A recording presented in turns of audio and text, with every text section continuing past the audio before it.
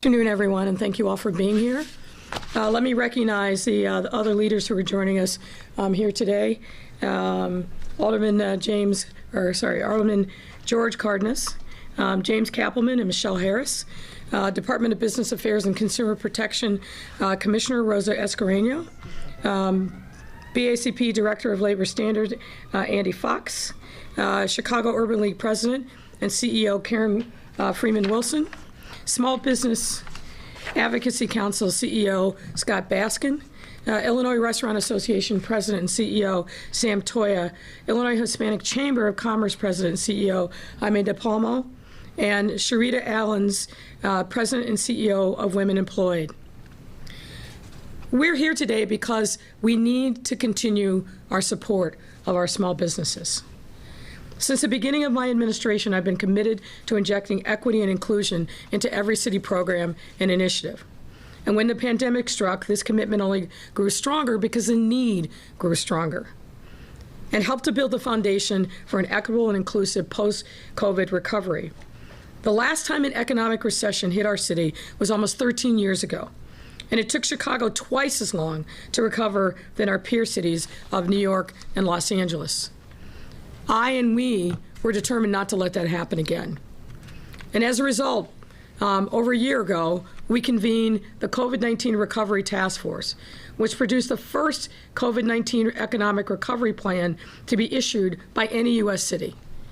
Since the publication of that report back in July 2020, our city has already made incredible strides towards a full recovery. And let me tell you about some of those important data points. We have the lowest unemployment rate among the top 4 largest cities. We have the highest growth in consumer spending of any major American city.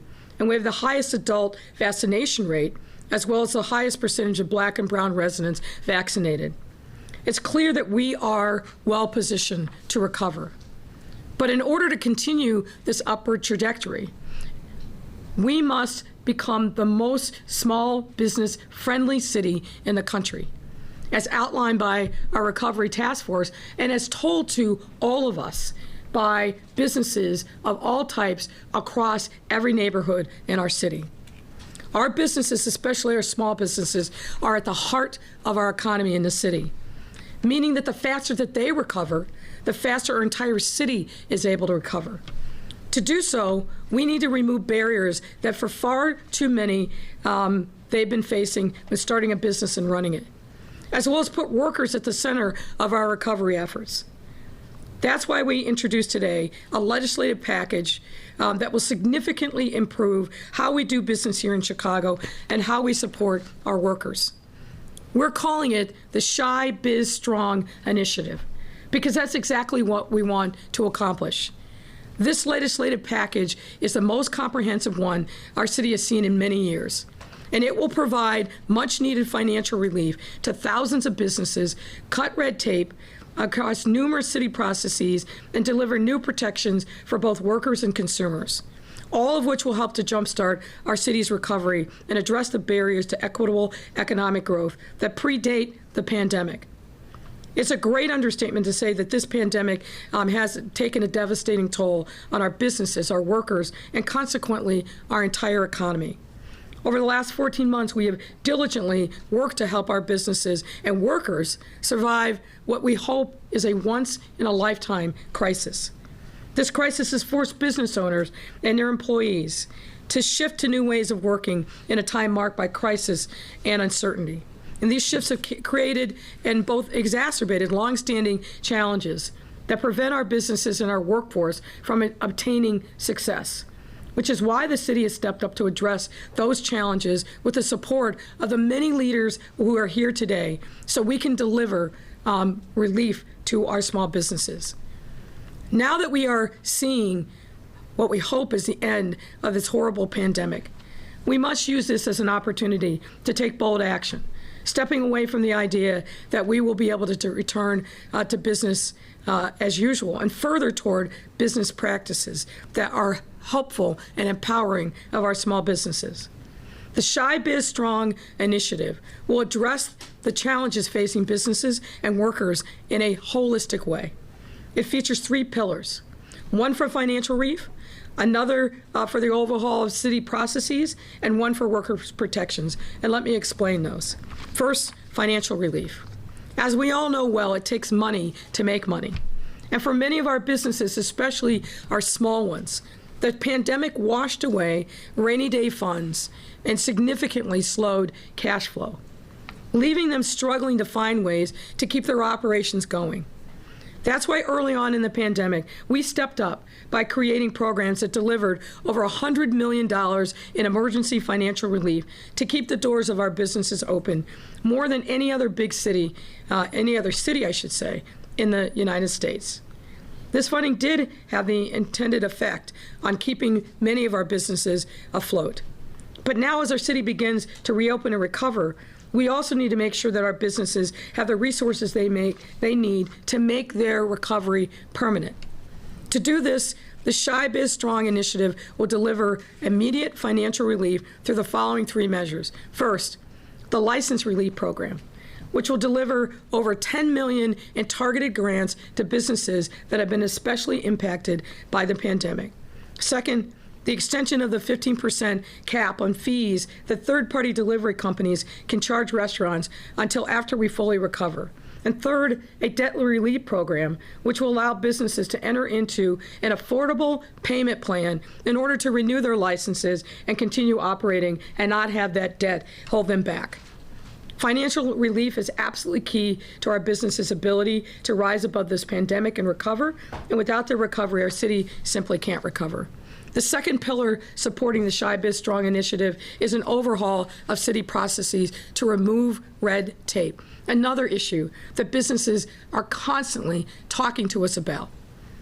As the pandemic has made abundantly clear, some city processes create unnecessary red tape and places undue burden on our businesses. To help alleviate that burden, we've relaxed a number of regulations throughout the past year to make it easy for businesses to keep operating, including the creation of the expanded outdoor dining program, instituting reforms to the sidewalk cafe process, and legalizing cocktails to go. To build on these efforts, this second pillar of the Shy Biz Strong initiative will provide a number of things, including an expedited license issuance process for new restaurants setting up shop in previously closed restaurant spaces so they don't have to start from square one. A series of reforms to support our hospitality and taxi cab industries. Expanded workforce opportunities that will allow thousands of returning residents to join the public vehicles and hospitality industries. A consumer protection initiative that will address public safety and nuisance issues by limiting the nighttime sale of packaged goods and clarifying regulations to ensure flavored tobaccos are prohibited. And an expanded permit process that will allow signs, awnings, and other business identifiers to be approved without requiring a city council ordinance for each such permit. And let me be clear, this last initiative is not about automatic prerogative. And the expedited process preserves automatic input and reinforces its important role in the permit process. What this last initiative is about is removing burdens that make Chicago unfriendly for businesses, something we should all agree on. Today, businesses have to wait up to 60 days for a basic sign or awning, even after it's been completely approved. That's 2 extra months where they can't open because of an archaic process that isn't required in other big cities. During the pandemic, we removed this requirement for sidewalk cafes with great success. And as we work to recover quickly, we can't afford not to implement this time-saving change that businesses have been begging for so long, especially after they've seen how well this process has worked in other communities here and across the U.S. Each of these measures will significantly help to streamline and improve interactions between our businesses and our city government, as well as set the foundation for the creation of a Chicago where business is easier to do and business owners can actually be set up for success. And finally, the third pillar, supporting the Shy Biz Strong initiative, will enhance worker protection, something that's also essential.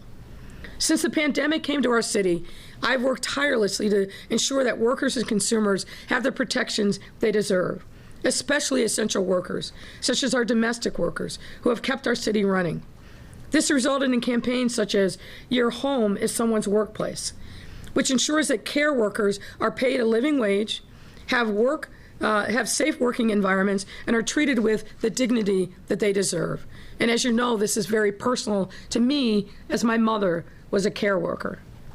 And regulations such as the 2 anti-retaliation ordinances passed in 2020 and 2021, which respectively granted critical protections to allow workers to take time off, to adhere to public health guidance, to receive the COVID vaccine, and to stay home when they were sick without retaliation.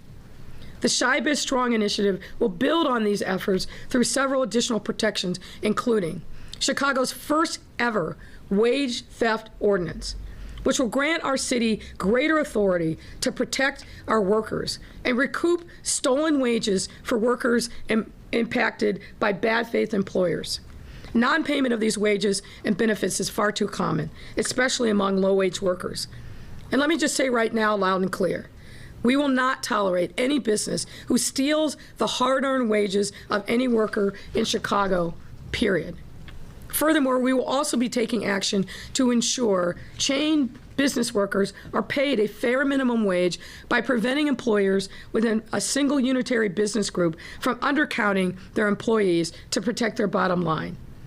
Provide domestic workers with a series of supports, which will put in a written contract requirement in place for employers and elevate 8,000 domestic workers to $15 minimum wage this summer.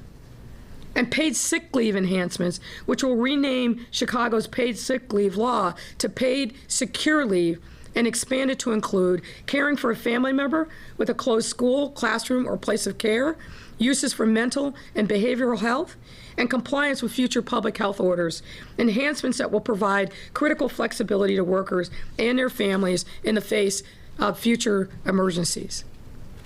Our businesses and workers have experienced a hell of a year. Numerous challenges over the course of this past year brought on by pandemic and the economic meltdown that followed, making it all the more important that we step up, work together, and address these challenges with an equal number of solutions. This initiative that we have introduced today is a result of hours and hours of consultation with businesses of all types, business industry groups, and workers themselves about what their needs are, what they're facing, not just now, but conversations that really started years ago that have culminated into this important moment. And importantly, this plan is a result of extensive engagement and recommendations from a cross-section of groups, as well as working groups with aldermen. So to be clear, this isn't just my administration's vision for Chicago's recovery. It's the vision for our employees and our employers. This is what they have told us that they need. And it's up to us to make sure that this policy reflects the realities on the ground with people in these communities who need us to continue drastic measures to support them. And I want to take this moment to thank every single partner for being involved in this initiative, give a special shout out to our industry and business groups, and in particular, the Protecting Workers Working Group, whose advocates provided many of the recommendations at the foundation of the worker protections in this initiative. It's only by working together, that we will be able to provide our businesses and the workers with the safety net they need in order not only to survive, but to thrive long after this pandemic is over. And now with this, I'll turn it over to Rosa Escareno, who has been a fearless leader and advocate on behalf of workers and small businesses, particularly over this last difficult year. Rosa? Thank you, Mayor. Thank you, Mayor. Good afternoon. My name is Rosa Escareno, and I'm the Commissioner for the Department of Business Affairs and Consumer Protection. I come here today proudly to join the Mayor, aldermen, business, and worker groups to announce the introduction of the Shy Biz Strong initiative. This is a bold plan. This bold plan is a product of months and months of engagement and listening to our small businesses, our worker community, and our residents across the city. They told us what they needed us to do in order to recover from this pandemic quickly, equitably, and permanently. This work started before the pandemic, but quickly accelerated over the past year, as we have held over 100 meetings with more than 40 business organizations to share information and to listen to what they recommended to expedite our recovery. We also engaged with workforce advocates, and as the mayor indicated, our Director of Labor Standards, Andy Fox, who's in the back over there, thank you, Andy, for convening the Protecting Workers Working Group, who suggested many of the ideas that, that make up the initiatives that are in this legislation. For weeks, we also worked closely with several aldermen leading up to this introduction. And so I especially want to thank Chairman of the Licensing Committee, Chairman Mitz, and Chairman of the Workforce Committee, Chairman Garza, for leading these two legislative groups over the past weeks as we engage them through the many policies that are in this package. Throughout our engagement with businesses, the biggest thing we heard, as the mayor has indicated, is how critical it is for businesses to be able to quickly open and so that they can recover and really survive during this difficult time. They said, get out of the way. Stop the unnecessary city bureaucracy that really keeps us from opening our doors quickly. And so we heard that over and over again. That is why we are happy to introduce today this large package that really gets at cutting red tape. And we are extremely proud of the end product because it was really an inclusive process.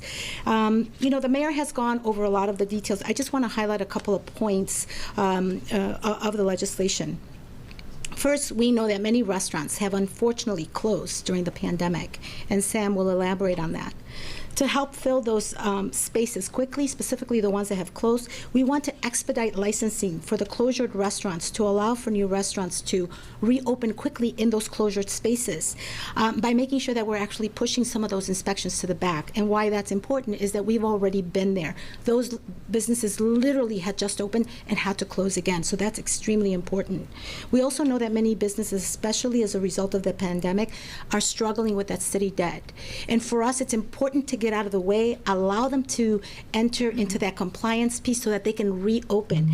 The city will be much more economically strong if we allow them to operate rather than wait because they can't enter into those payment plans. So we are establishing really reasonable plans that they can actually engage in.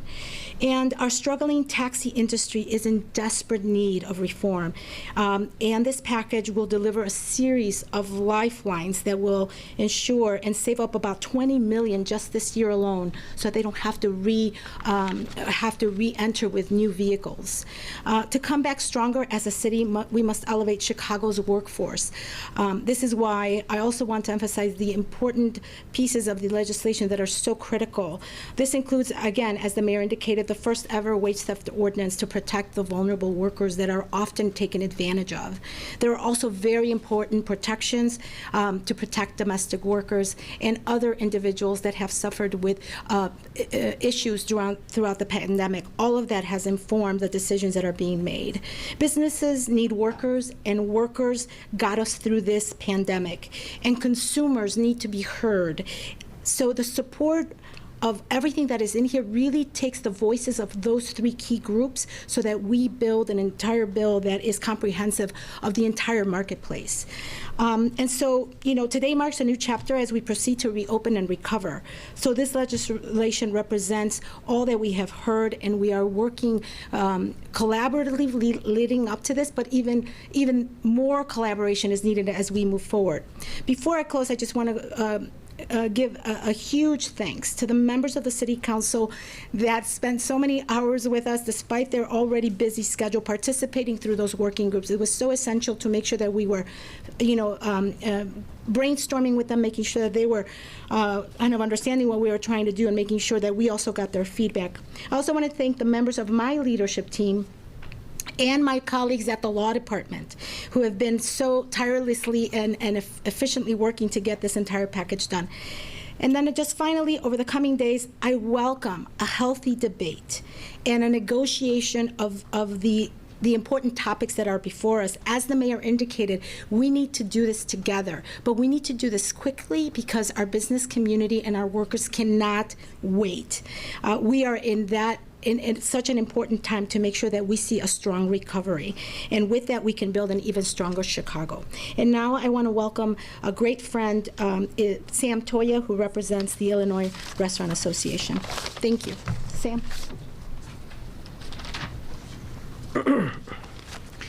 Thank you, Commissioner. I appreciate that. Again, my name is Sam Toy. I'm President and CEO of the Illinois Restaurant Association. I appreciate the opportunity to be here today. I want to thank Mayor Lightfoot, the alderman, and her team for putting forward this bold plan to support our economy, our workforce, and our 77 communities. The mayor recognizes the critical importance of creating an environment where restaurants, bars, caterers, and other hospitality businesses can recover and thrive again in the near future. We are still down more than 100,000 jobs here in the state of Illinois in the food service job industry. A significant percentage of restaurants will never reopen. It's estimated that 20% of the restaurants will not open. We had 7,300, 7,400 restaurants here in the city of Chicago before the pandemic. We could lose, 12 to 1,300 of those restaurants. Those that are still open are doing everything they can to keep the lights on, pay their bills, keep people employed, and serve their communities. With more reopening, vaccines, if you haven't gotten your vaccine, please get it. Some federal relief, warm weather, and outdoor dining, we're seeing more light at the end of the tunnel. The steps the mayor put forward today will help us get there. Reinstating a reasonable cap on fees delivery services can charge onto restaurant, streamlining permitting and signage options, and issuing targeted grants to businesses are all smart and effective solutions that we need right now. The city will also be taking steps to protect workers, connect folks to hospitality jobs, and more. We appreciate this multifaceted approach that will set our business and employers up for success. We've all seen a lot of remarkable improvements over the last several weeks, and hopefully we'll be getting to phase 5 very soon. Let's stay safe, keep up our vaccinations, and it will be a beautiful and booming summer here in Chicago once again, the culinary capital of the United States. So I want to thank you, and I want to ask Karen Freeman Wilson, President and CEO of the Chicago Urban League, to come on up.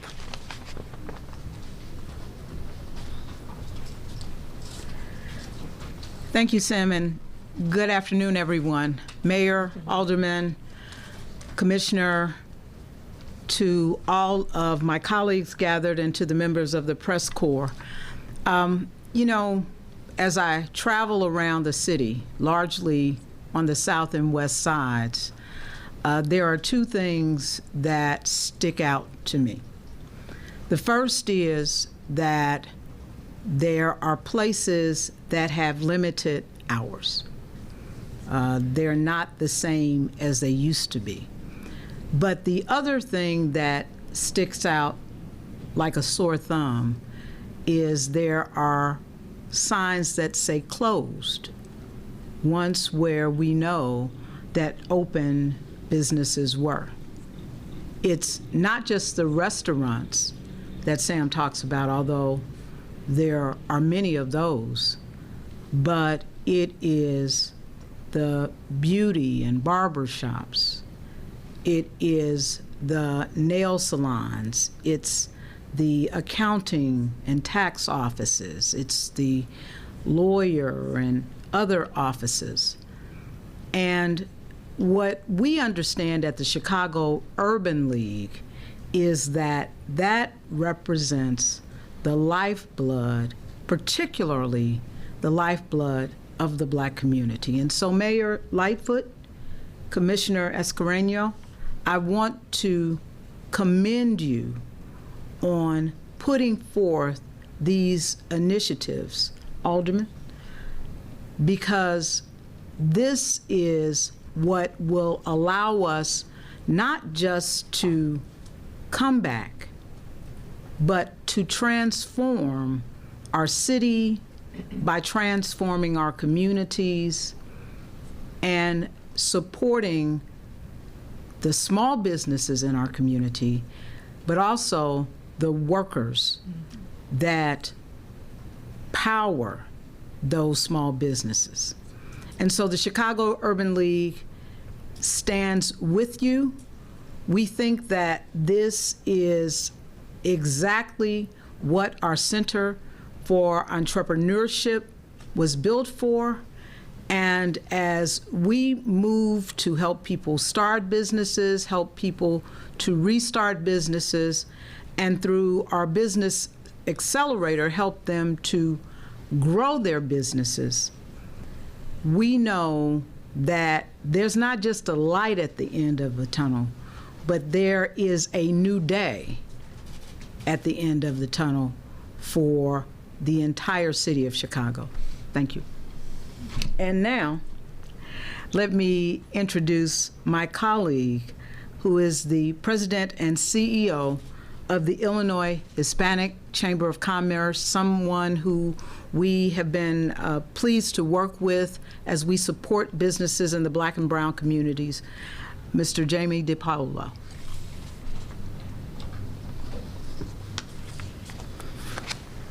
Thank you, Ms. Freeman. Mrs. Mayor, good afternoon, everyone. Commissioner Carreño, it's a pleasure to be here. And I stand before you on behalf of the thousands and thousands of small businesses in the city of Chicago and fully in support of this legislation. Today is a great day for our small business community in the city of Chicago. We cannot over-exaggerate the impact that the last year has done to our businesses. And now, as we are near the end of the pandemic, businesses are excited to reopen, but be dealing with the impacts and the pandemic for a long, long time. That's why it's so important that we do everything we can do to support small businesses and expediting recovery. And I thank the Mayor Lightfoot for her bold plan to make this regulatory change. We need to recover quickly and permanently. Things like the extended delivery fee cap, the legislation of sidewalks, and the signs reform measure will have a significant immediately impact in the livelihood of small businesses. We cannot simply return to small business as usual, and this plan makes sure that this doesn't happen. I thank the city for listening to the needs of our local businesses, and I look forward in working with the mayor, Commissioner Carreño, and every elected official to make this happen. On behalf of my wife, which is a small business owner, this is music to our ears. We have a small business in the Southwest Chicago, and this, especially the signage regulation legislation, is going to make a big difference in my own business. Thank you so much. And now I'd like to introduce Sharita Ellen, President and CEO of the Women Employed. Good afternoon, everyone. Madam Mayor, good afternoon. I am Sharita Ellens, and I'm the President and CEO of Women Employed. For those of you that do not know who Women Employed is, we are an almost 50-year-old advocacy organization that's currently working to build the economic power for women and close the wealth gap at the intersection of race and gender. We are more than a year, as you all know, into this pandemic that has really taken a huge toll on women. So when we talk about recovery, we want to make sure that we're talking about the populations that are most impacted. And right now, that it's women, especially Black and Latinx women. Not only have they disproportionately lost their jobs, but they also make up the disproportionate number of the essential workers who have risked their own health and safety to keep our society running, to keep our city running, to care for our loved ones, to take care of our homes. And often they do that for low wages and in jobs that don't provide benefits or protections. We are encouraged to see the strengthening of the protections for domestic workers. Nationwide, 91.5% of domestic workers are women, and they are overwhelmingly Black, Latinx, Asian American, and immigrants. Too often, the nature of their work makes them vulnerable to the violations of their rights. That's why it's vital that this ordinance includes provisions that you've heard today to help shore up their rights in the workplace. Provisions including raising the minimum wage for domestic workers to $15 per hour this year, and requiring employers to provide domestic workers with written contracts. Other critical worker protections include giving the city enforcement authority to combat wage theft. Without authority to enforce any of the protections, they do no good. And creating a clear structure for that enforcement, such as for fining violators, mandating record keeping for all employers, and expanding the use of paid sick time and more. Women Employed has been an active participant in the Protecting Workers Work Group, convened by the city's Office of Labor Standards, which has informed this ordinance. We have appreciated the inclusion of policy advocates like Women Employed, bringing us to the table. We appreciate that. And worker rights centers in ensuring protections are established and strengthened for some of the most vulnerable workers, particularly domestic workers. These initiatives will help support working women, and especially the women who are most economically marginalized. Through our current SHE session, so that they can emerge stronger on the other side. Thank you for having me today.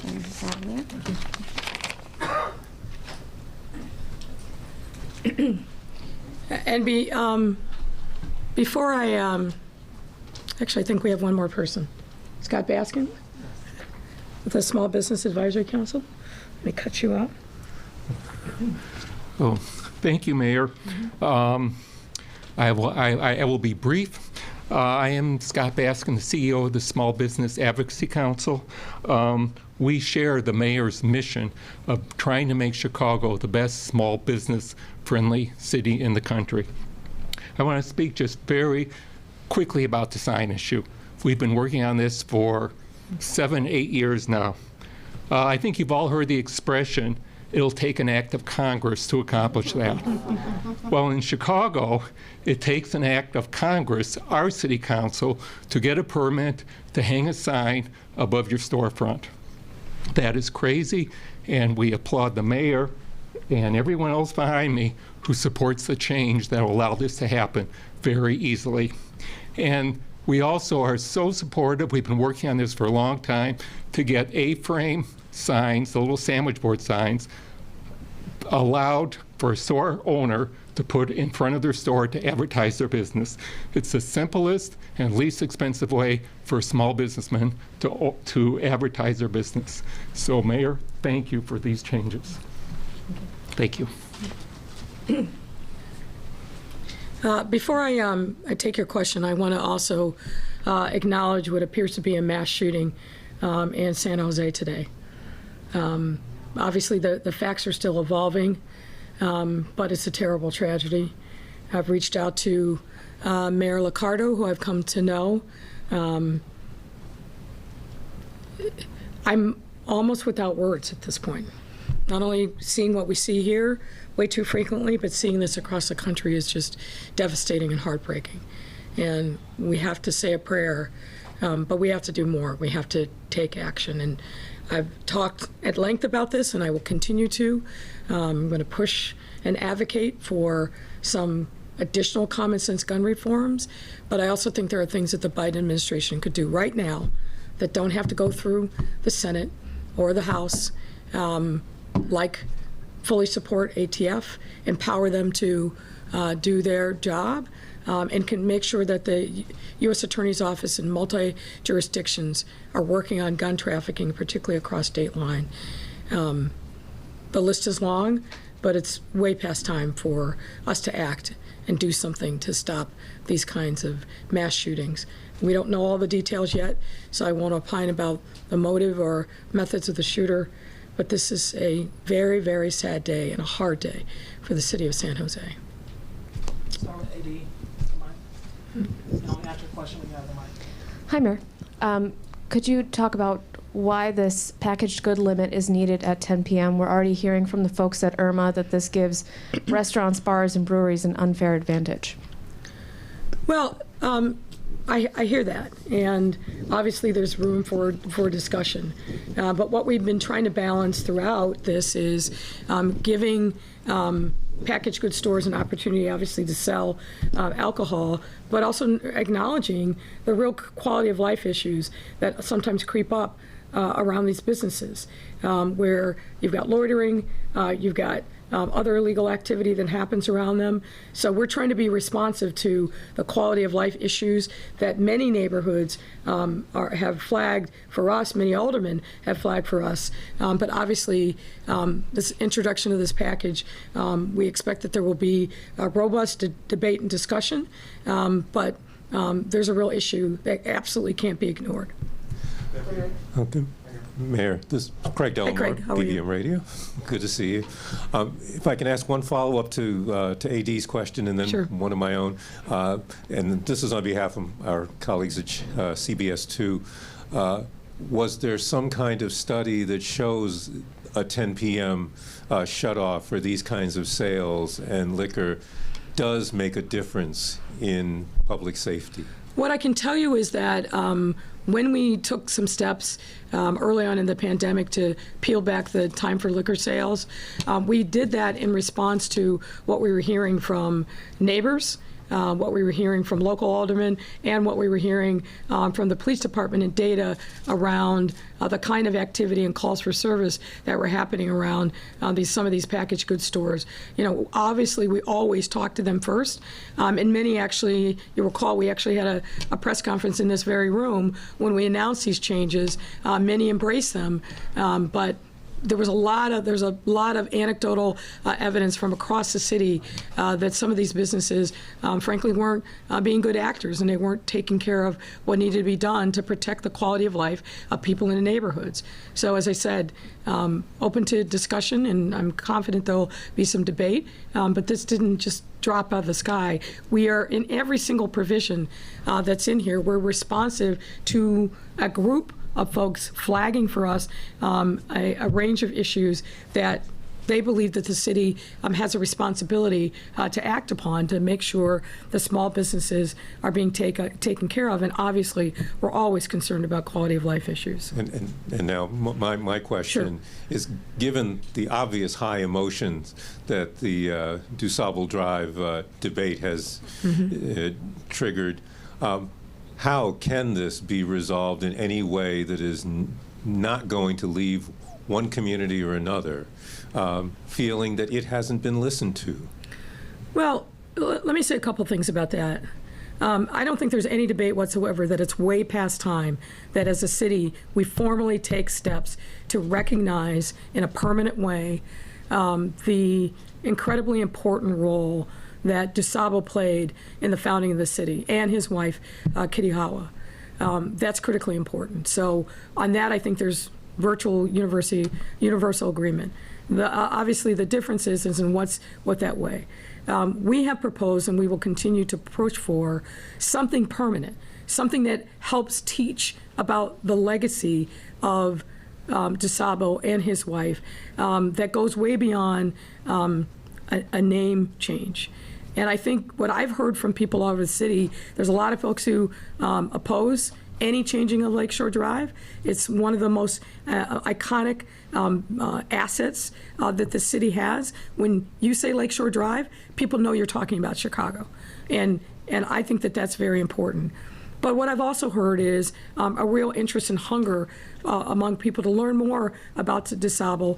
We have a proposal to make changes from DuSable Park all the way across the Riverwalk with permanent fixtures, statues, and markers, as well as year-round programming. So we educate not only the tourists, but we educate our people and gatherings, and willing to put money behind that.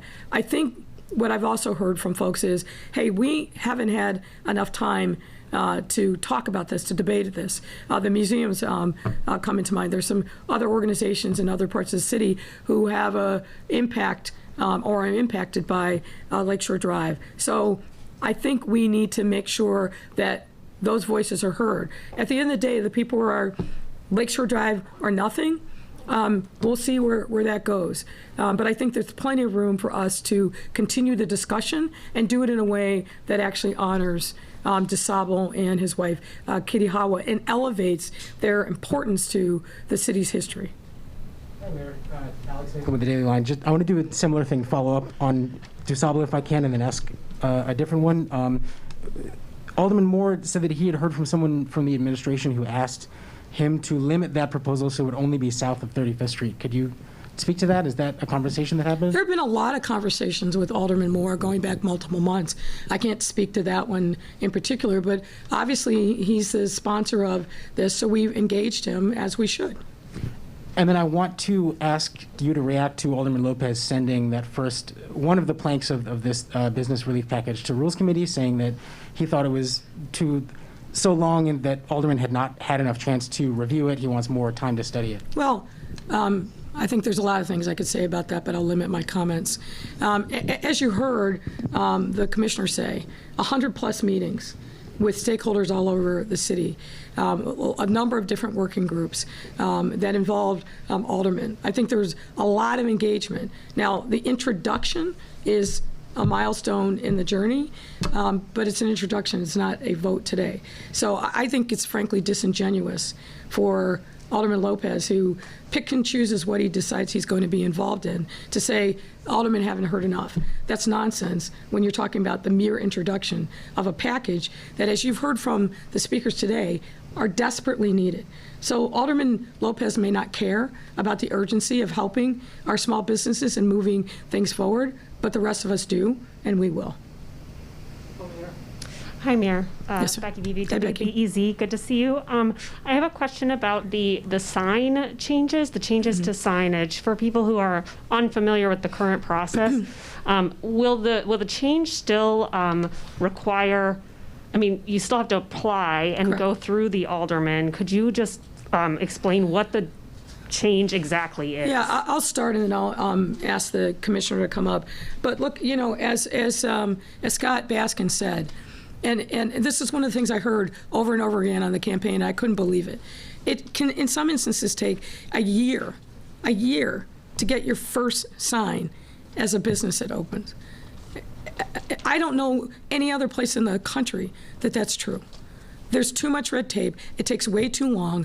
Obviously, aldermen, as with everything, have the opportunity to get notice and an opportunity to be heard. But when small businesses are just asking for the basic to be able to advertise themselves, to get an A-frame sign, and we have all this regulatory red tape that literally takes months and months and months to get the basics, that doesn't make sense. As I said, I was incredulous when I heard it, but everywhere I went, every small business group that I talked to, the sign issue was one of the #1 things that rose to the surface, and it's way past time for us to do something about that.